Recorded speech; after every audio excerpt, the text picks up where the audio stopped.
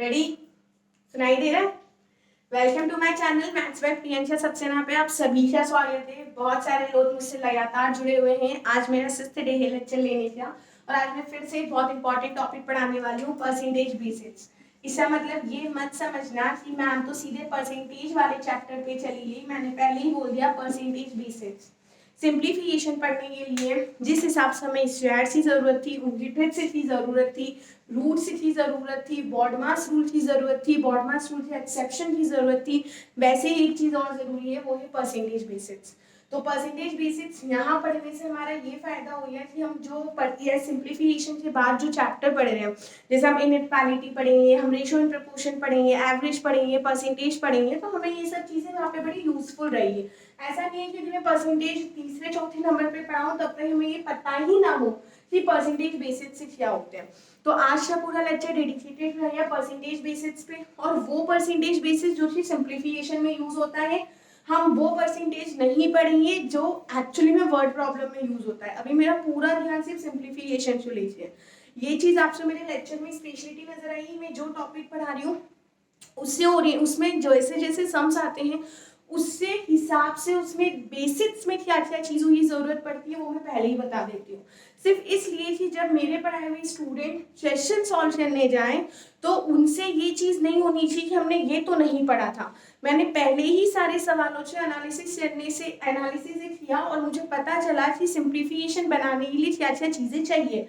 उस हिसाब से मैं ये सारी चीजें पढ़ा रही हूँ और उसी में अपनी चीजें परसेंटेज बेसिस। लेक्चर शुरू होने से 1 मिनट पहले मैं सिर्फ आपसे इतना बताना चाह रही हूँ, बहुत सारे स्टूडेंट्स ने अभी एसबीआई क्लैरिकल मेंस का एग्जाम दिया और नेक्स्ट जो है वो आरआरबी असिस्टेंट मेंस का एग्जाम देने वाले हैं। बहुत सारे स्टूडेंट का एसबीआई क्लर्क मेंस अच्छा हुआ नहीं हुआ मुझे नहीं पता। एग्जाम देने के बाद हम सबसे ऐसा ही लगता है कि हमारा पेपर अच्छा नहीं हुआ है, शायद हमारा सिलेक्शन हो या ना हो। तो सिलेक्शन होने वाले को भी नहीं पता रहता है कि वो जब पेपर देके आया था तो उसने ये बोला था कि हाँ भाई बहुत अच्छा पेपर हुआ है, इस बार तो सिलेक्शन होना ही है। ये कोई 10-12 का एग्जाम नहीं है, ये कोई इंजीनियरिंग का एग्जाम नहीं है, ये कॉम्पिटिटिव एग्जाम है जिसमें कोई भी चीज फिक्स नहीं होती। तो मैं सिर्फ इतना ही बोलना चाह रही हूँ। लास्ट टाइम मेरे साथ भी यही हुआ था, मैंने एसबीआई पीओ का एग्जाम दिया था मेंस का, मेरा एग्जाम इतना अच्छा नहीं हो पाया था। 4 दिन बाद मेरा आईबीपीएस पीओ मेंस का एग्जाम था। यदि मैं उस एसबीआई पीओ मेंस का जो एग्जाम दिया था, यदि मैं उन सारी बातें को दिमाग में रखती तो शायद मैं आईबीपीएस पीओ मेंस नहीं दे पाती। मैंने आईबीपीएस पीओ मेंस दिया और वो एग्जाम मैंने अपनी टोटली प्रेजेंस ऑफ माइंड से दिया, जो एग्जाम मेरा बहुत अच्छा हुआ। तो मैं सिर्फ इतना ही बोलना चाह रही हूँ, मैंने पहले ही बोल दिया था जीए वाले सेक्शन पे मत डिपेंड रहो। एग्जामिनर जो बहुत अच्छे से पता है कि हर बच्चा जीए बहुत जहाँ जहाँ से पढ़ता है, कितने सोर्सेज हैं जीए पढ़ाने वाले थे। क्लियर है? जीए पढ़ने से, जीए रटने से बंदे का मेंटल लेवल नहीं पता चलता। मेंटल लेवल मैथ्स, रीजनिंग और इंग्लिश से ही पता चलता है। एक्चुअली में मेंटल लेवल जो होता है वो मैथ और रीजनिंग से ही पता चलता है, और यही वो पेपर्स होते हैं जो डिसाइड करते हैं कि आप एग्जाम में सिलेक्शन होने के लिए डिजर्व करते हो या नहीं करते हो।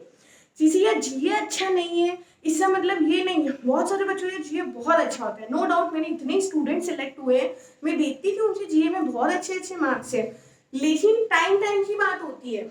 वो टाइम आज से 2 साल पहले ये टाइम था, और ये जो टाइम है इसमें वो बनना चाहिए जो मेंटली, फिजिकली, इमोशनली हर तरीके से बहुत ज्यादा स्ट्रॉन्ग हो।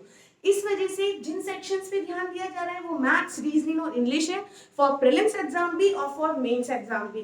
तो प्लीज थोड़ा रटने वाली जो बातें, आप दिन भर जीए में बिजी रहते हैं, आप वो जीए रटिए, नो डाउट, मना नहीं कर रही हूँ मैं, वो जीए रटिए, लेकिन अपनी प्रैक्टिस मैथ्स, रीजनिंग और इंग्लिश ही प्री लेवल पे भी रखिए और मेंस लेवल पे भी अपने कंसेप्ट बहुत ज्यादा क्लियर रखिए, क्योंकि ये तीनों सब्जेक्ट ऐसे ही जिसमें रटा नहीं जा सकता। और आज जिस सेक्टर में हम आप लोग जाने की तैयारी कर रहे हैं वो रटने वाला सेक्टर नहीं है। यदि आप वहां पे रट के चले भी हैं तो आप सरवाइव नहीं कर सकते। इतना ज्यादा कंपटीशन है, इतना ज्यादा प्रेशर है। इस वजह से आपका दिमाग पूरी तरीके से आपके साथ होना चाहिए। वही चीज मेंस में चेक की जाती है, आपका दिमाग आपके साथ है या नहीं।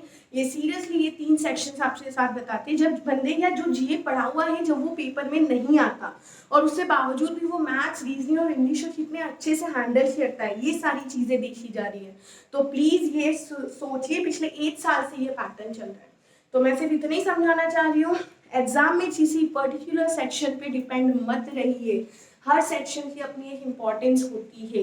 पिछले 2 साल से जीए की नो डाउट बहुत इंपॉर्टेंस थी, लेकिन धीरे धीरे धीरे हर सेक्शन का वेटेज बढ़ता है। मैं बार बार बोल रही हूँ, मैथ्स, इंग्लिश और रीजनिंग पर अपनी बहुत अच्छी कमांड बनाई है। चलिए अब मैं स्टार्ट करती हूँ। जैसा कि मैंने बोला था, मैं परसेंटेज बेसिस, मैंने लास्ट क्लास में आपको बॉड मास रूल के एक्सेप्शंस भी बताए थे और बॉड मास रूल भी समझाया था। मैं फिर से एक बात समझाना चाहती हूँ, मैं पढ़ा रही हूँ, बहुत सारे लोग पढ़ा रहे हैं, बहुत सारी वेबसाइट पे बॉड मास रूल दिया हुआ है, बहुत सारे यूट्यूब चैनल पे बॉड मास रूल दिया हुआ है। मैं सिर्फ एक छोटी सी बात समझाना चाह रही हूँ, जो चीज फैक्ट है ना, उसे कोई टीचर नहीं बदल सकता, कोई वेबसाइट नहीं बदल सकती, कोई चैनल नहीं बदल सकता। जो चीजें फैक्ट है, जिसमें मैंने एक छोटा सा एग्जांपल दिया था, ऑफ मतलब बच्चों से बोल दिया जाता है मल्टीप्लाई कर लो। क्लियर? जिससे मैंने आपके सामने सवाल भी दिया था और आपने देखा था यदि ऑफ का मतलब सच में मल्टीप्लाई होता तो हमारा आंसर गलत हो जाता। याद करिए, लास्ट क्लास में मैंने 7/2 वाला सेशन करवाया था। यदि मैंने मल्टीप्लाई से किया था तो आंसर 21/15 आ रहा था, और इधर से किया था तो 14/10 आ रहा था। क्लियर? तो आपसे ये पता चल गया था कि ऑफ मतलब मल्टीप्लाई नहीं होता, और अभी भी बहुत सारी वेबसाइट्स और बहुत सारे लोग यही बोलते हैं ऑफ मतलब मल्टीप्लाई होता है। तो पहली चीज प्लीज अपने दिमाग से निकाल दीजिए कि ऑफ की प्रायोरिटी, ऑफ मतलब मल्टीप्लाई जरूर होता है, लेकिन ऑफ की प्रायोरिटी जो होती है वो डिवीजन से ज्यादा होती है, और डिवीजन की प्रायोरिटी जो होती है वो मल्टीप्लिकेशन से ज्यादा होती है। क्लियर है? तो ये प्रायोरिटी आपको ध्यान रखनी है। बहुत सारी जगह मैंने ये भी देखा है, एडिशन और सब्ट्रैक्शन, जो यदि एडिशन और सब्ट्रैक्शन की प्रायोरिटी सेम है तो आप लेफ्ट टू राइट जाइए। इसका मतलब क्या हुआ? यदि ऐसे ही सोचते रहे तो फिर बॉड मास रूल का क्या मतलब था? हर सवाल जो लेफ्ट टू राइट ले जाते हैं, लेफ्ट टू राइट ले जाने पे मोस्टली क्वेश्चन के आंसर सही आ जाते, तो फिर बॉड मास रूल बनाने की नीड क्या थी? तो मैं सिर्फ इतना ही बोलना चाह रही हूँ, जहां पहले नियम लगता है बॉड मास रूल और जहां बॉड मास से एक्सेप्शंस आते हैं वहां आपको लेफ्ट टू राइट पे जाना है। जैसे मैंने आपको सब्ट्रैक्शन का एग्जांपल दिया था, मैंने डिवीजन का एग्जांपल दिया था, मैंने ऑफ, डिवाइड और मल्टीप्लाई का एग्जांपल दिया था। ये 3 एग्जांपल मैंने दिए थे जो सबसे ज्यादा मिस्टेक करवाते हैं स्टूडेंट से। तो मेरी आपसे पर्सनली रिक्वेस्ट है, अपने कंसेप्ट पे ध्यान दीजिए। क्लियर है? और उन चीजों पे ध्यान दीजिए जहां से एक्सेप्शंस आते हैं, और वो तीनों एक्सेप्शंस मैंने बता दिए थे लास्ट क्लास में। प्लीज आपसे बोल रही हूँ, मुझे पता है जब मैं ऑफलाइन क्लासेस में पढ़ाती थी तो मैं देखती थी, ये सम्स देती थी और 90% बच्चे मुझे गलत आंसर देते थे, क्योंकि उनके दिमाग में जो शुरू से सेट है, जो उन्हें पढ़ाया हुआ है, ऑफ मतलब मल्टीप्लाई होता है, प्लस और माइनस में पहले प्लस की प्रायोरिटी ज्यादा होती है, डजंट मैटर उसका साइन क्या है। ये सब चीजें मैंने स्टूडेंट्स को सॉल्व करते हुए देखी। 90% बच्चे गलत आंसर देते थे, सही आंसर देने वाले बच्चे सिर्फ 10% होते थे, और उसमें से 1% बच्चों का सिलेक्शन होता था। तो मेरी आपसे पर्सनली रिक्वेस्ट है, कोई भी चीज पढ़े अच्छे से पढ़े, उससे फैक्टर के साथ पढ़े। क्लियर है? फिर अब मैं आती हूँ अपने परसेंटेज बेसिस पे। यहाँ पे मैं ये बताने वाली हूँ परसेंटेज बेसिस ऐसा क्या समझा दूंगी मैं इसमें, मैं सीरियसली कुछ नया नहीं समझाऊंगी। मैं स्पेशली उन स्टूडेंट्स की हेल्प करूंगी जिन्हें परसेंटेज बेसिस याद नहीं होते, जो ये सोचते हैं हाँ ठीक है हमें याद नहीं हो रहा ना, हम एग्जाम में ना ऐसे 100 से डिवाइड करके देख लेंगे, ऐसा ही कर लेंगे। उन्हें बस ये याद होना चाहिए एग्जाम में 20 मिनट मिलते हैं मैथमेटिक्स से लिए। क्लियर? उस 20 मिनट में सब कुछ पॉसिबल नहीं है। तो प्लीज जो जो चीजें यहाँ पे बताई जा रही है उन्हें अच्छे से पढ़ लो। क्लियर? सबसे पहले हम जानते हैं परसेंटेज क्या होता है। बच्चों को ये पता है, हाँ भाई जहाँ पे 100 से मल्टीप्लाई हो जाता है वो परसेंटेज में कन्वर्ट हो जाता है। क्लियर? अब मैंने बोला 25% का साइन ये हुआ है ना, तो इसी से कन्वर्ट करते हैं तो 25/100 बोलते हैं, राइट? बोर्ड पे नजर नहीं आ रहा, थोड़ा सा नीचे लिखती हूँ, ठीक है? 25% है ना, तो इसे 25/100 लिख देते हैं। एकदम बच्चों वाली भाषा में बोलूं तो 100 का 25वां हिस्सा, और सिंप्लीफाई करूं तो 1/4, मतलब हर 4 में से एक हिस्सा, जिसे आप लोग 25% बोलते हो। सिंपल सी चीज है, जब भी किसी नंबर को परसेंटेज में बदलना हो तो उसे 100 से मल्टीप्लाई कर दिया जाता है। जब भी किसी नंबर को परसेंटेज में बदलना हो तो उसे 100 से मल्टीप्लाई कर दिया जाता है। फिर से रैंडमली एक नंबर लिया, मैंने लिया 2/3। 2/3 अपने आप में फ्रैक्शन वैल्यू है, नजर आ रहा है? 2/3 अपने आप में फ्रैक्शन वैल्यू है। यदि मैं बोलूँ 2/3 बताइए परसेंटेज फॉर्म में कितनी होती है, तो सिंपल सी बात है, आप लोग इसे 100 से मल्टीप्लाई कर लेते हैं। 2/3 अपने आप में एक फ्रैक्शन वैल्यू थी। यदि मैंने बोला नहीं मुझे फ्रैक्शन में आंसर नहीं चाहिए, मुझे मल्टीप्लिकेशन, मुझे परसेंटेज में आंसर दीजिए, तो आप इसे 100 से मल्टीप्लाई करेंगे। जब आप इसे 100 से मल्टीप्लाई करेंगे, एकदम जो बच्चा बिल्कुल मैथमेटिक्स नहीं जानता वो क्या बोलिए, हाँ मैम 200/3, 200/3 का परसेंटेज बताओ, तो वो 200 जो 3 से डिवाइड करता है, 3 6 18, 2 रिमाइंडर बचा, 3 6 18, 2 रिमाइंडर बचा। क्लियर? बचपन से लिखना सिखाया जाता था हमें यहाँ पर। बताइए क्वेश्चन कितना है, 66। जो क्वेश्चन होता है वो साइड में लिखते हैं, क्लियर है? जिससे डिवाइड कर रहे होते हैं वो नीचे लिखते हैं, और जो रिमाइंडर बचता है वो ऊपर लिखते हैं। क्लियर? तो आंसर आ जाता है 66/2/3%। ये मैंने उन स्टूडेंट्स के लिए बताया है जो परसेंटेज एकदम बेसिक से जानना चाहते हैं। बहुत सारे स्टूडेंट्स जो मैंने क्लास में देखे हैं उन्हें ये भी नहीं पता चलता है बहुत बार। जो बच्चे नॉन मैथमेटिकल बैकग्राउंड से होते हैं उनकी मिस्टेक नहीं है, मैथमेटिक्स छोड़े हुए बहुत साल हो जाते हैं, दैट्स वाई।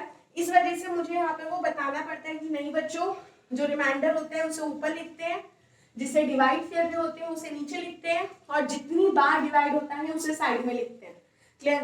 तब जाके 200/3 से सॉल्व करते हैं तो 66/2/3 आता है, और जब से नंबर 100 से मल्टीप्लाई हो जाता है तो अपने आप में परसेंटेज में कन्वर्ट हो जाता है, इसलिए हमने परसेंटेज का साइन लगाया है। क्लियर है? यदि जो नंबर 100 से मल्टीप्लाई हो रहा है तो वो किसमें डिवाइड कन्वर्ट हो जाता है, परसेंटेज में। क्लियर है?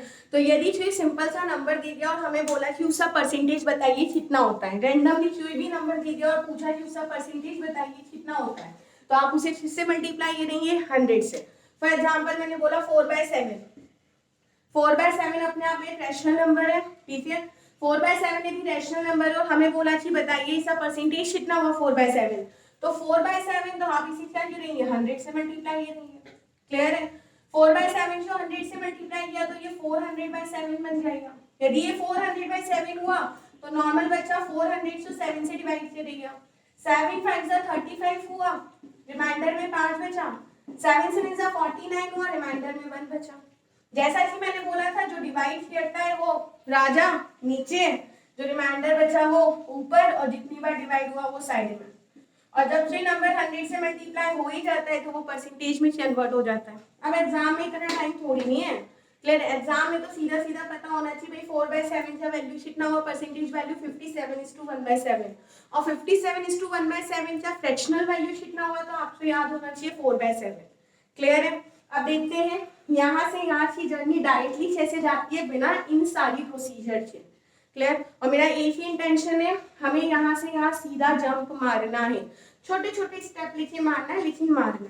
क्लियर है? चलिए अब एक चीज और समझा देती हूँ। अब मैंने बोला एक छोटी सी चीज जो मुझे यहाँ पे आपका ध्यान डलवानी थी, मेरा ध्यान तो मुझे पता है ये नंबर से कैसे रिप्रेजेंट करना है, आपका ध्यान डलवाना था। मैंने बोला 4/7 है, क्लियर है? आपने बोला इसे परसेंटेज फॉर्म में कन्वर्ट कर दिया, मैंने परसेंटेज फॉर्म में 4/7 की कन्वर्ट किया। क्लियर? जिसका वैल्यू आया 57/1/7%, है ना? 57/1/7%। क्लियर है? अब ये 4/7 को पढ़ना भी आना चाहिए, ये बहुत बड़ा झंझट है। हर 4/7 का वैल्यू ऐसा नहीं है कि इसे परसेंटेज में बदला 57/1/7, बस इतना ही है। 4/7 को पढ़ना कैसे आना चाहिए, ध्यान रखना जो वैल्यू ऊपर है, क्लियर है, उससे ही तुलना हो रही है, उसका परसेंटेज निकाला जा रहा है।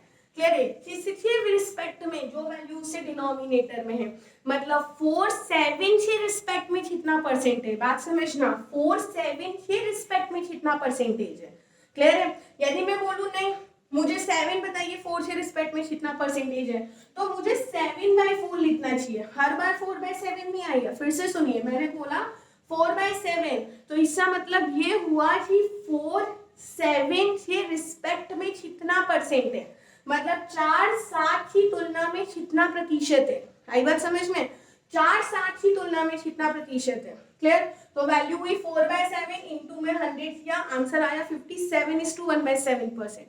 और यदि मैं बोलती बताइए 7/4 की तुलना में कितना परसेंट है, तो जिसकी तुलना हो रही है वो ऊपर, जिससे कंपैरिजन हो रहा है वो ऊपर, किससे हो रहा है, 4 से हो रहा है, तो 4 नीचे। तो सिंपल सी बात है, जिसकी तुलना हो रही है वो ऊपर और जिससे हो रही है वो नीचे। जिस वैल्यू से हमें कंपैरिजन चल रहा है वो ऊपर और जिस वैल्यू से कंपेयर हो रहा है वो वैल्यू नीचे। फॉर एग्जाम्पल मैंने बोला कि एसबीआई पीओ से मैथमेटिक्स से मार्क्स 22 है और आईबीपीएस पीओ से मैथमेटिक्स से मार्क्स 28 है।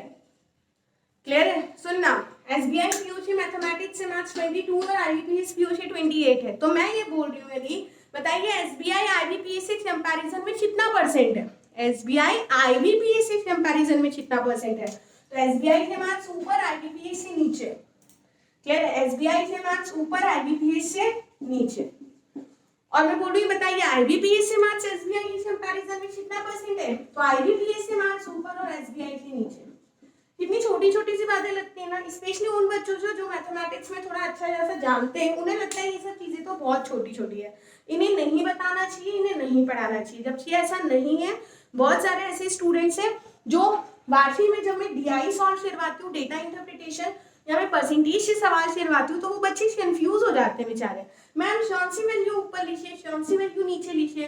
तो आज इस लेक्चर के बाद उन्हें ये डाउट दिमाग से हट जाइए, जिस चीज से कंपैरिजन हो रहा है वो ऊपर और जिस चीज से कंपेयर हो रहा है वो वैल्यू नीचे। हिंदी में सवाल हो या इंग्लिश में सवाल हो, हम सवाल की भाषा पढ़ के तो इतना समझ ही जाते हैं कि किससे कंपैरिजन हो रहा है और किससे हो रहा है। क्लियर है? तो जिससे कंपैरिजन हो रहा है वो वैल्यू ऊपर और जिसका कंपैरिजन किससे हो रहा है वो वैल्यू नीचे।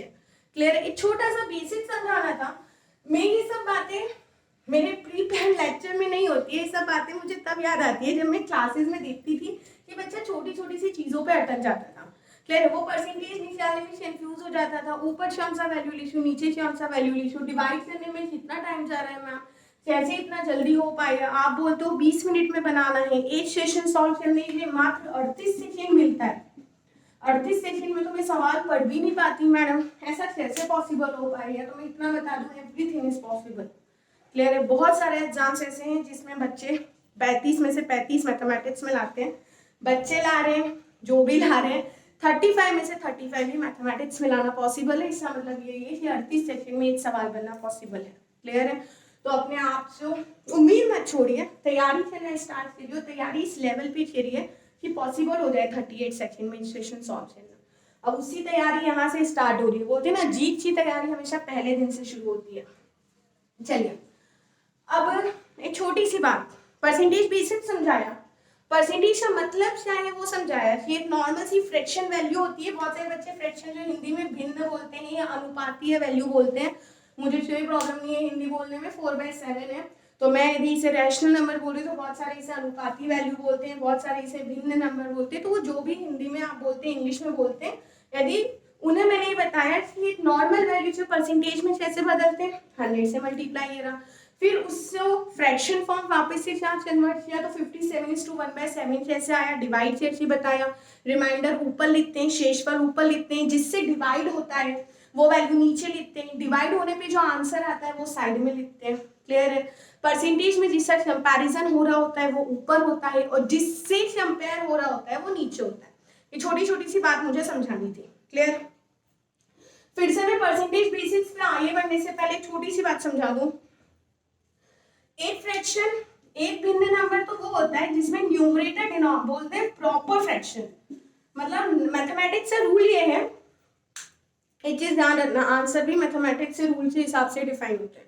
यदि मेरा आंसर सबसे सॉल्व करने पे मेरा आंसर आ रहा था 8/7, क्लियर है? मैंने सबसे सॉल्व कर लिया, मेरा आंसर आ रहा है 8/7, है ना? तो डजन मुझे, मैं ये नहीं बोल सकती 8/7 ही ऑप्शन में होना चाहिए। यदि 8/7 ऑप्शन में नहीं है तो ऑप्शन में 1:1/7 हो जाएगा। मिश्रित भिन्न हिंदी में बोला जाता है और इंग्लिश में बोला जाता है मिक्स्ड फ्रैक्शन। तो मैथमेटिक्स का बहुत ही अच्छा नियम है जो ये बोलता है हर नंबर जो फ्रैक्शन में है, हर नंबर जो फ्रैक्शन में है उसका न्यूमरेटर मतलब कि अंश उससे हर से छोटा होना चाहिए। मतलब numerator should be less than by denominator, उसका न्यूमरेटर उससे डिनोमिनेटर से छोटा होना चाहिए। ये मैं नहीं बोल रही हूँ, ये मैथमेटिक्स बोल रहा है। क्लियर है? Numerator should be less than denominator, अंश हमेशा हर से छोटा होना चाहिए। ये हमारा उन नंबर का नियम है जो कि एक्चुअली में रैशनल नंबर में होते हैं या फ्रैक्शन के फॉर्म में होते हैं। जैसे 4/7 ये एकदम फाइन है क्योंकि हमारा जो न्यूमरेटर है वो डिनोमिनेटर से छोटा है।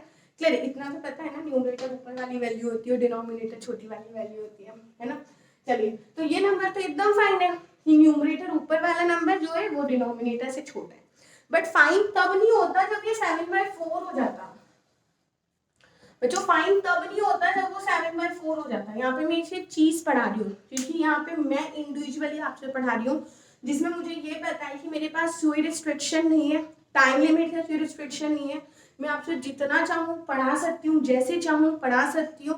क्लियर, इसलिए हर छोटी सी छोटी बात मैं यहाँ पे बता सकती हूँ, जो बातें बहुत बार मैं क्लासेस में नहीं बोल पाती थी। क्यों? क्योंकि हमारे पास एक टाइम होता था, आप सभी जो पता है, जो मुझसे पहले पढ़े हुए हैं। यहाँ पे हर वो छोटी सी छोटी बात समझा रही हूँ। क्यों? क्योंकि वहां पे तो यदि आपको बातें नहीं समझ में आती थी तो आप मेरे पास डाउट सेशन में आ जाते थे, आप मुझसे क्लास के बाद पूछ लेते थे। बट यहाँ तो आपके पास ऑप्शन नहीं होता पूछने का, इसलिए आप हर छोटी सी छोटी बात समझिए। यदि मैंने बोला 4/7 तो ये फाइन है, बट यहाँ पे 7/4, तो अकॉर्डिंग टू द मैथमेटिक्स से नियम के हिसाब से अंश जो है वो हर से बड़ा है, न्यूमरेटर जो है वो डिनोमिनेटर से बड़ा है, जो कि बिल्कुल भी मैथमेटिक्स को पसंद नहीं है। तो मैथमेटिक्स ने बोला कि यदि मुझे न्यूमरेटर डिनोमिनेटर से बड़ा नहीं चाहिए और फिर भी आ रहा है तो आप इसे फर्दर और डिवाइड करो। तो 7 को 4 से डिवाइड किया, 4 1 जा 4, रिमाइंडर बचा 3।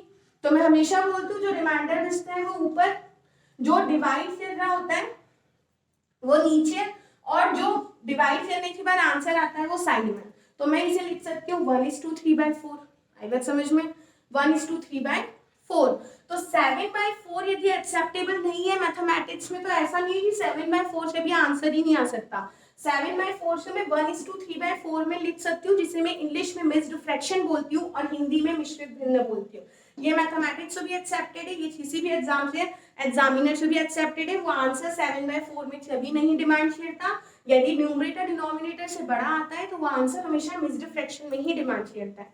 आई बात समझ में? क्लियर है? ये इसलिए बता रही हूँ क्योंकि आने वाली क्लास में ये छोटी छोटी सी बातें बहुत ज्यादा यूजफुल रहेगी। ठीक है, तो चलिए आगे बढ़ते हैं। अच्छा, 100% क्या होता है? जो अपने आप में एकदम परफेक्ट हो। क्लियर है?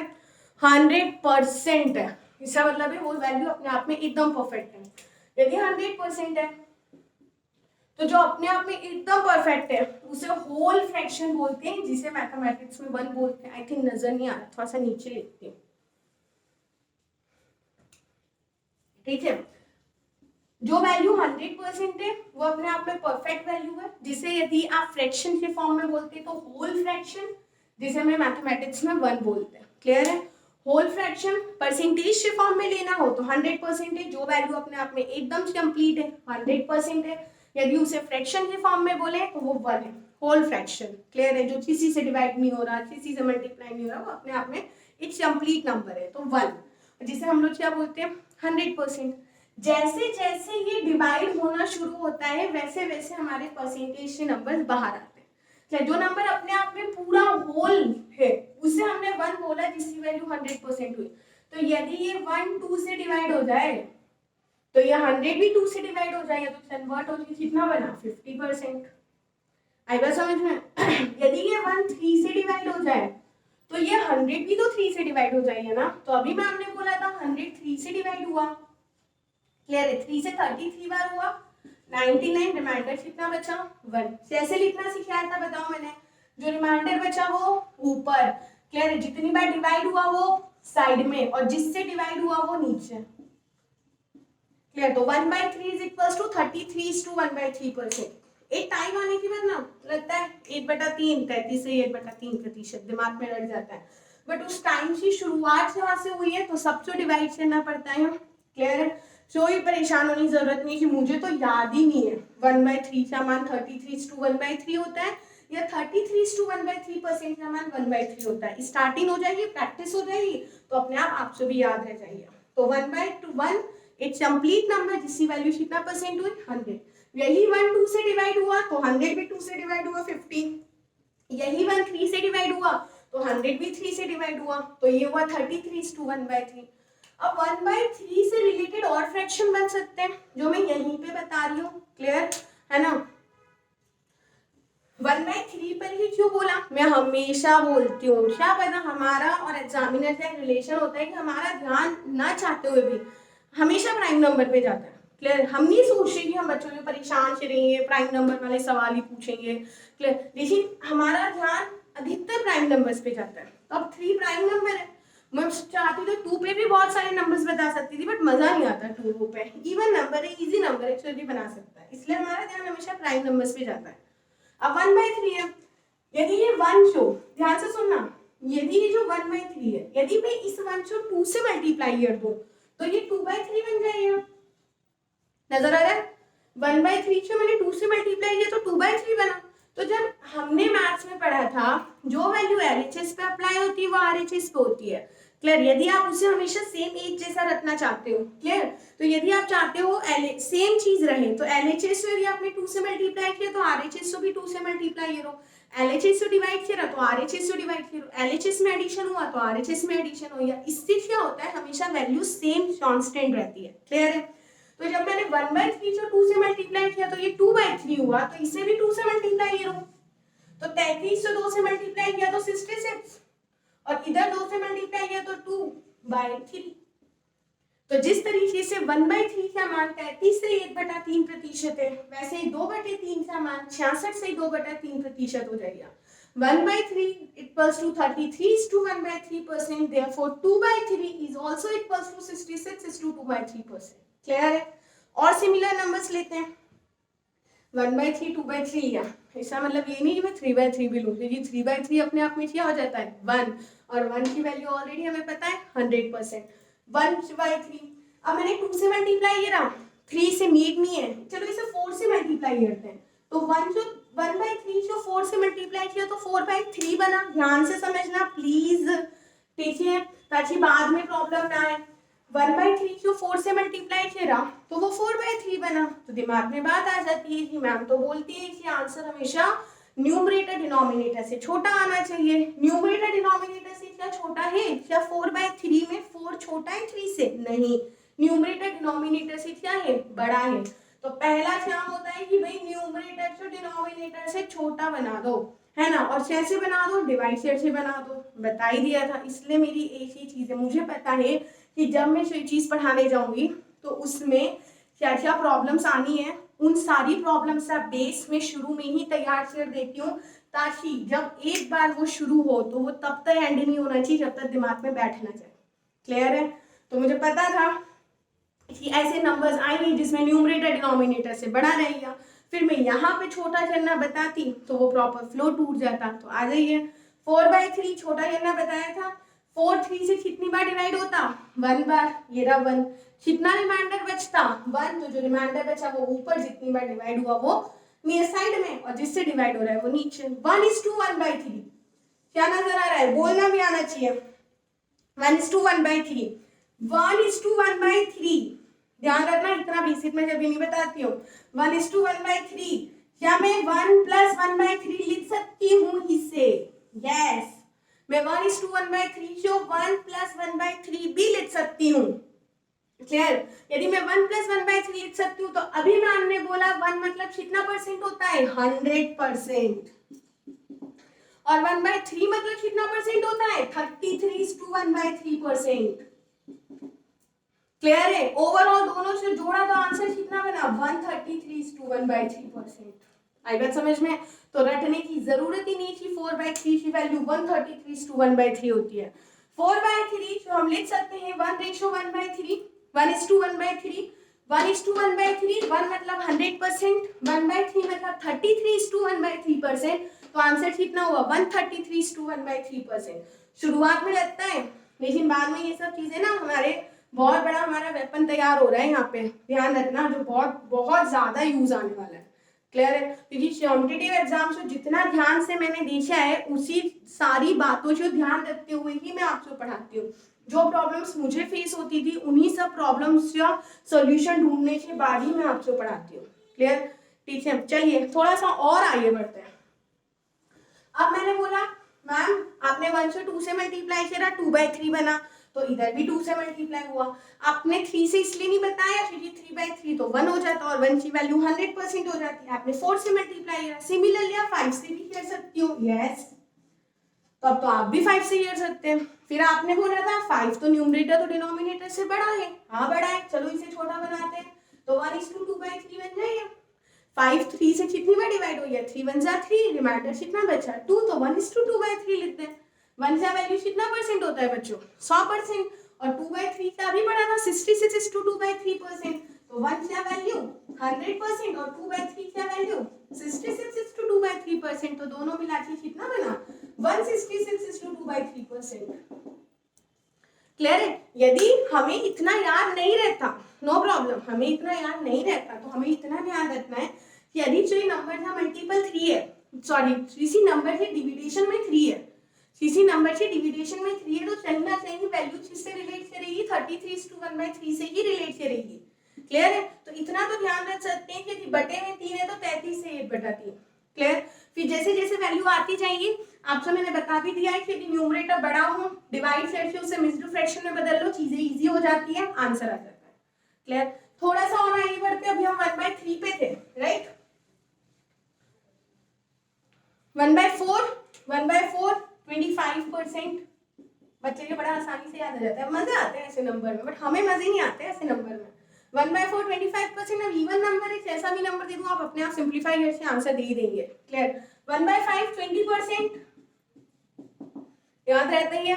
तो 1 बराबर 100%, 1/2 100 से आधा 50, 1/3 33 से 8/3, 1/4 25, 1/5 20, 1/6 ये भी पता चल रहा है 20 यहाँ से आया। मैंने बोला था ना हर वैल्यू जो अपने आप में क्लियर इसे परसेंटेज में बदलना है तो 100 से मल्टीप्लाई कर दो। 1/4 से 100 से ये नहीं हो, फिर डिवाइड करेंगे तो 25 आ जाएगा। 1/5 से 100 से ये नहीं है, डिवाइड करेंगे तो 20 आ जाएगा। क्लियर।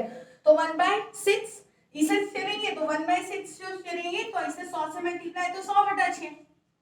क्लियर। 100/6 और सिंप्लीफाई करो 50/3, फिर 3 से डिवाइड करते हैं 16 बार, रिमाइंडर कितना बचता है 2।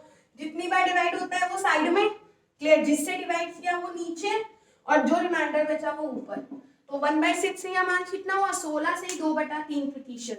1/4 25, 1/5 20, 1/6 16 से 2/3%। क्लियर है ना। तो प्लीज ध्यान रखना, एक एक चीज डिवाइड करके बताई जा रही है। स्पेशली वो बच्चे मेरे ध्यान में आते हैं जो मुझसे हर छोटी छोटी बात पे मैम आपने ये सीधा कैसे लिख दिया एक बार बता दो, तो मैं उन्हीं बच्चों को ध्यान में रखते हुए ये हर छोटी सी छोटी बात बता रही हूँ। क्लियर। तो 1/6 का मतलब 16 से 2/3। और नंबर पे आते हैं। अब मैंने 1/6 पे मैं आगे और क्यों नहीं बढ़ा रही, क्यों, क्योंकि 1 से 2 से मल्टीप्लाई जो 2/6, 2/6 से क्या होता है बच्चों 1/3 होता है, तो 1/3 वही आ जाएगा।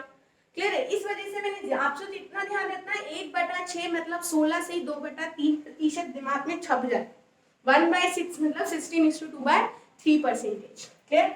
और थोड़ा सा आगे बढ़े 1/7। अब ये ना यदि ये पूरा बोर्ड से अगर होता तो एक बार में आपको सारा लिखा हुआ मिल जाता।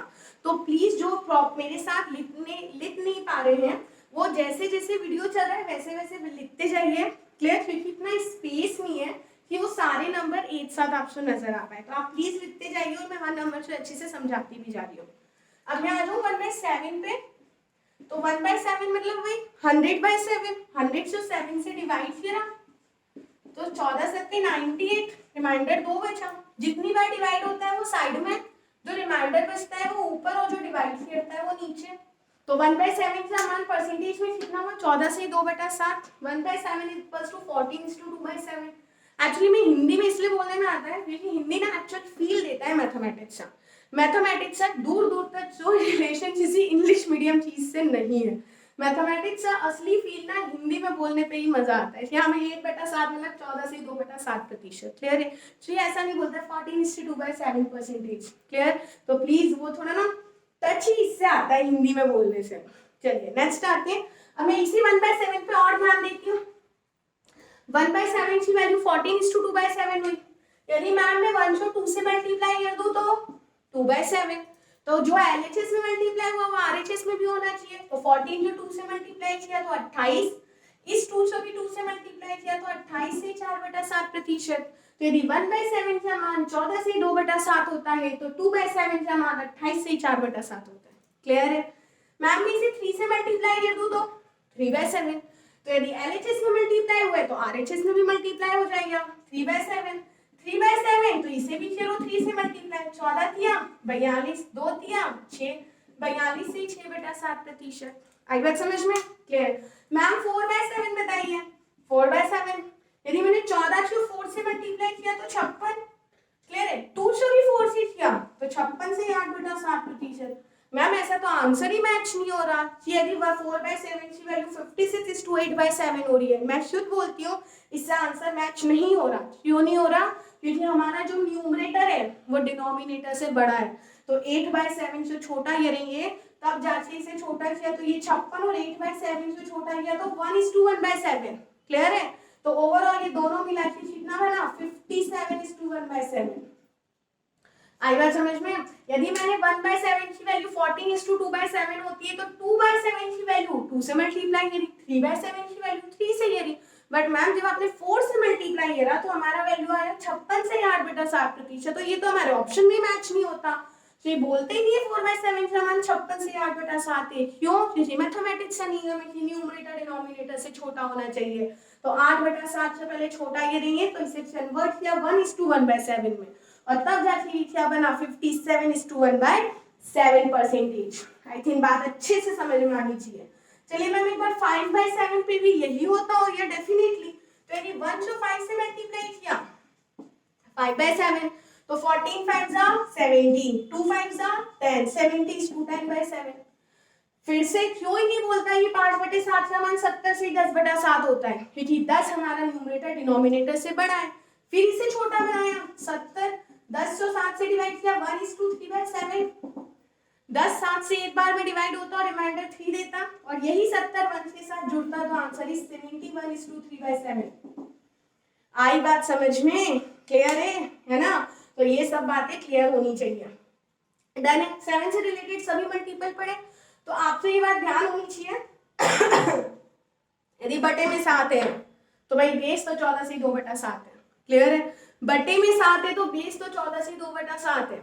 अब यदि ये 28 को है तो मतलब ये 14 का डबल है, तो 1/7 का डबल।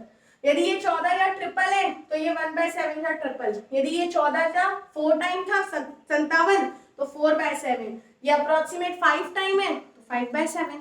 क्लियर है? और नंबर पे बढ़ते हैं। आज ये एटलीस्ट परसेंटेज बेसिस में फिनिश करवाना चाह रही हूँ। 1/8 था, 1/8 100 से मल्टीप्लाई किया 100/8, 100/8 को डिवाइड किया तो 25/2 है ना। 100/8 4 से 25, 4 से 2 25/2 मतलब 12:1/2%।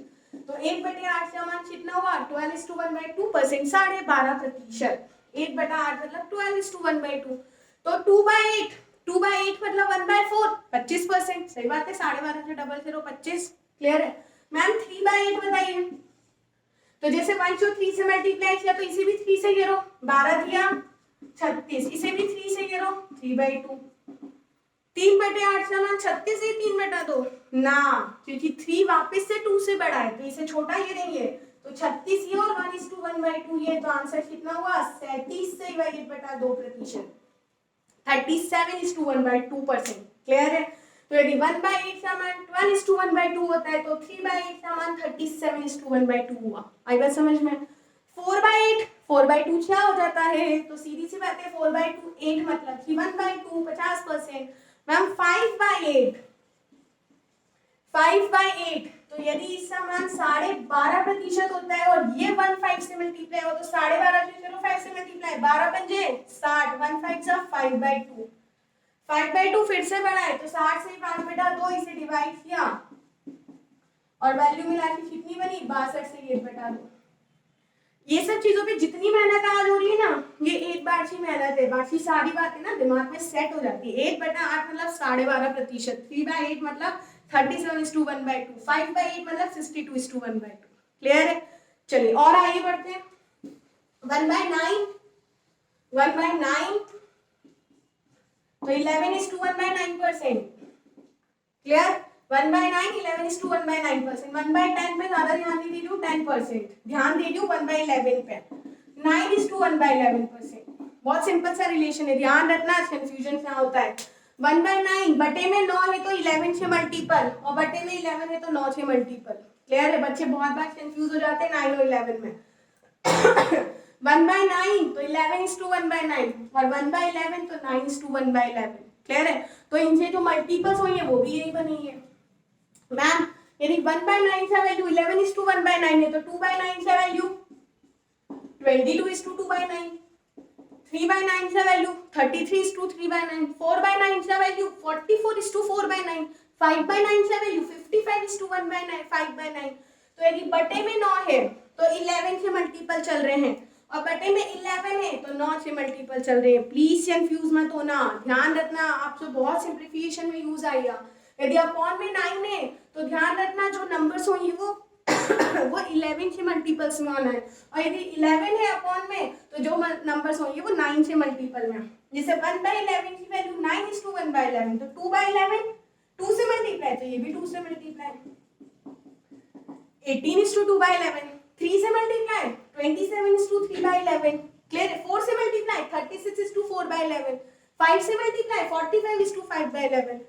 क्लियर है? तो अपॉन में 9 तो 11 से मल्टीपल्स चलेंगे और अपॉन में 11 है तो 9 से मल्टीपल्स चलेंगे। क्लियर है? तो 1/9 से मान 11:1/9 तो 1/11 से मान 9:1/11। डन। 1/12 तो 100/12 100/12 मतलब 25/3। 100/12 जो 4 से डिवाइड किया 25/3 से परसेंटेज में कन्वर्ट करिए 8:1/3%। क्लियर है? तो 1/12 25/3 8:1/3%। 1/13 इंपॉर्टेंट वैल्यू है, ध्यान रखना। 7:9/13%। 7:9/13%। 1/14 यदि 100 से मल्टीप्लाई करूंगी तो 50/7 आ जाएगा डिवाइड करने पे। क्लियर है? 50/7 है तो 7:1/7%। 1/15 यदि 1/15 जो 100 से मल्टीप्लाई करूंगी तो 20/3 आ जाएगा। 20/3 मतलब 6:2/3%। क्लियर है? एंड लास्ट 1/16 जब 100 जो 1/16 से मल्टीप्लाई करूंगी तो ये 25/4 आ जाएगा और 25/4 मतलब 6:1/4%। बस यहीं तक पढ़ना है। क्लियर है? यदि मैंने बोला है यहीं तक पढ़ना है आपको इतना ही ध्यान रखना है। क्लियर है? ज्यादा नहीं रटवा रही हूँ। तो 1 मतलब 100%, 1/2 मतलब 50%, 1/3 33:1/3, 1/4 25, 1/5 20, 1/6 16 से 2/3, 1/7 14:2/7, 1/8 12:1/2%, 1/9 मतलब 11:1/9% और 1/11 मतलब 9:1/11%। 11 पे 9 का मल्टीपल, 9 पे 11 का मल्टीपल। 8/12 8 से 8/3, 8/13 7 से 9/13, 8/14 7 से 8/7, 8/15 6 से 2/3, 1/16 6:1/4%। क्लियर है? ये वो है जो एक्सट्रीम लेवल पे मैथमेटिक्स में और सवालों में यूज आते हैं। एक्सट्रीम, इससे ज्यादा नहीं जाता वो। क्लियर है? फिर उसे सिर्फ अपनी पूरी एनर्जी ना सिंप्लीफिकेशन पे सर्च नहीं करवानी, बहुत चीजें हैं मैथमेटिक्स में पढ़ने के लिए, तो इससे ज्यादा नहीं जाता। क्लियर? तो आप प्लीज इन चीजों को अच्छे से पढ़ लो। क्लियर? जिन्हें ऐसा लग रहा है कि मैं थोड़ा फास्ट पढ़ा रही हूँ, प्लीज यहाँ पे ऑप्शन है, क्लासेस में ऑप्शन नहीं होता था कि मैम एक बार फिर से रिपीट कर दीजिए, फॉरवर्ड पे ले जाइए, रिवर्स पे ले जाइए। यहाँ ऑप्शन है जहाँ पे ऐसा लगे तो ये चीज मिस हो रही है आप वीडियो से पीछे ले जा सकते हैं। क्लियर? तो जितनी चीजें मैंने यहाँ बताई है और जितनी चीजें पिछली क्लासेस में बताई है, इन सबसे मिला के नेक्स्ट क्लास में हम सिंप्लीफिकेशन के बहुत अच्छे अच्छे सवाल करेंगे। Thank you.